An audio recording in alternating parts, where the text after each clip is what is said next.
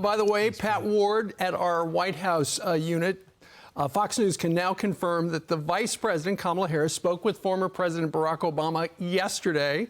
Obama came out with a statement yesterday following Biden's decision to drop out. It did not endorse Harris. Obama also did not endorse Biden in 2020. So presumably, he probably said, hey, listen, I'm not going to endorse you at this point. The big question, because what we've heard from the Obamas is they want an open process. They want a competition. So it sounds like at least over the phone, person to person, Barack Obama said, I'm not going to endorse you right now. Remember, he didn't endorse Joe Biden either, Nope. ever, 2016 or 2020. Let's bring in Robert F. Kennedy Jr. He's running as an independent, wanted to run as a Democrat. They basically told him he couldn't by moving the New Hampshire primary. Welcome, Robert. Great to see you. Your reaction to what's happened over the last 24 hours? I think it's encouraging, and thank you, Steve, and thanks for having me. I think it's encouraging that that President Biden dropped out. That was something, you know, when I got in a year ago, I said that he was not, that his deterioration made it clear was not going to improve, and that it made it clear that he could not run the country. I think the Democrats really need to do what President Obama said, which is to have an open process, a genuinely open process. So much of the primary process was rigged. The country knows that. It's rigged to benefit the corporate elites. And I think the Democratic Party really needs to distinguish itself from the Republican Party. President Trump announced yesterday that Jamie Dimon is his choice for Commerce Secretary, and that Larry Fink is his choice, who's the head of BlackRock, is his choice for the Treasury Secretary. And I think the Democrats really have an opportunity now to distinguish themselves as the party of the American middle class, as the party that cares about working people, that cares about the deficit, that cares about the chronic disease epidemic that is devastating the people of this country. And but I think they're going to need an open process, and I do not see that any evidence they're going to do that. Real quickly, Robert, they say that they want to have this, and by the way, we want to confirm that first if Donald Trump has selected them. We haven't seen those reports just yet. But Robert, can you go into detail about this open process? How can you have an open process when the people don't get the vote? When the delegates get to decide who's going to be your nominee? They could have done this months ago, but they decided not to do that. There's a couple of ways they could do it. One is they could have ranked choice voting. Right. If they have ranked choice voting, it would give where the delegates choose not only their first choice, but their second choice, perhaps their third choice. That would be a genuinely open process. Another thing they could do is to base it on national polling, to do some really good polling, to spend a couple $1 million polling the American public and seeing who is more likely to beat Donald Trump, and giving that information to the delegates, and allowing them to make a decision based on that. It has to be some kind of fair process, because it looks to the American public that the system is just rigged, which it is. Right. So they're going to have a meeting on Wednesday, the DNC, to figure out the rules going forward. To be a nominee in the process, you need 300 signatures from the about 4,000 delegates. You know that. Robert, you are a lifelong Democrat running as an independent now. Are you going to be one of the challengers? Are you going to challenge Kamala Harris?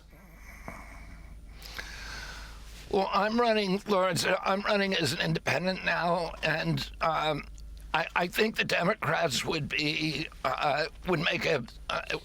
if they looked at the polling. I'm the only candidate who can beat Donald Trump. Right. But I'm not going to get into the Democratic Party as long as the system seems rigged. If they had a fair system, I would definitely look at it. Even though they covered it up, and we're a month away from the DNC, only 107 days away from voting day, The Dems and the media heard this news yesterday, and they started praising. Listen to this. He has put people over politics and patriotism over personal position. And this is another heroic act in a long-running series of heroic acts by Joe Biden. You know, the president took the honorable path.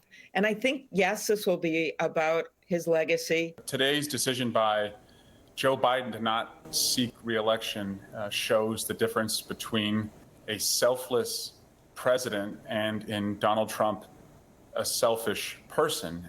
I think today we should focus on Joe Biden's incredible legacy of service to our nation, his selflessness, his accomplishments. Today is about what Joe Biden did. He gave America a lesson in patriotism. I know they're so happy because they didn't see a path for Joe Biden to win. But how angry should they be? How angry should the American public be? Because they covered this up. They knew about what was happening behind the scenes, and it wasn't until the debate when they really recognized it publicly. Yeah, you know, when they were talking just now, it reminded me of George Washington, who actually did a genuinely selfless act. Nobody expected him to leave the presidency. He could have easily won another term. The whole country wanted him to stay. And King George III, when Washington announced that he was not going to run again, King George III said that makes him the greatest leader in human history.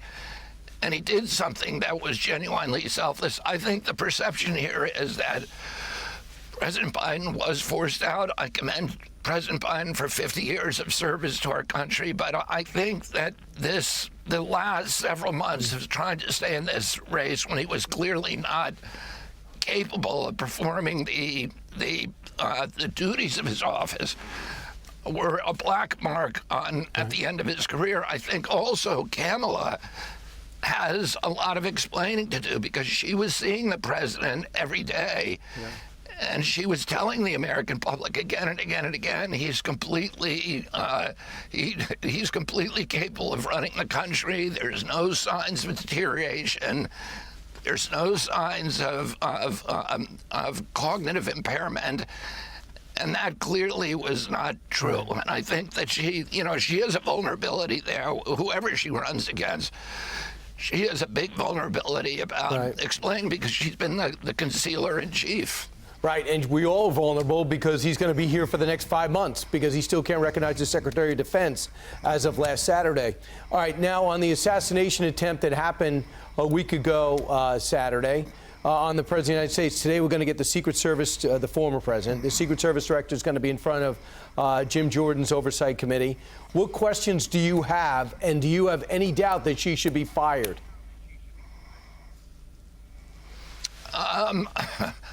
I don't know enough about it. I will tell you this. First of all, I have Secret Service protection right now, and the Secret Service has been doing an amazing job for me. And I'm very, very happy with the level of protection they're giving me and the level of concern and their professionalism.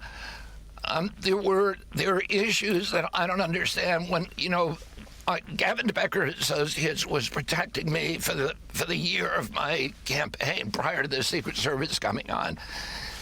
And every time I did an outdoor event, they had drones flying overhead. Mm-hmm. And we're looking at all the neighboring buildings. And so when this happened to President Trump, I did have that question about why were there not drones there. But I don't know enough about it. I haven't studied it. It seemed to me that there were clearly some lapses. Mm-hmm. For example, when we were in Philadelphia, where they didn't like me doing outdoor speeches, but when we were there, if there were buildings they couldn't cover, they would hire a security guard for $18 an hour to go up and sit on those buildings in a lawn chair. But Robert, I think there are things that... Yeah, Robert, real quickly, they only gave you Secret Service protection after the attempted assassination of former President Donald Trump. What took them so long to give you Secret Service? I think that was a political decision. I think they knew that I was spending $500,000 to $1 million a month on my own security, and they wanted me to be spending that money on security. One out of every $3 that we raised, we had to spend on security. And I think the Biden administration wanted me spending the money on that rather than on ballot access and advertisement. It should not be the president's decision. It should be automatic. Thanks, Right. Robert. Robert Kennedy joining us from Massachusetts. Thank you very much, sir. I'm Steve Ducey. I'm Brian Kilmeade. And I'm Ainsley Earhart. And click here to subscribe to the Fox News YouTube page to catch our hottest interviews and most compelling analysis.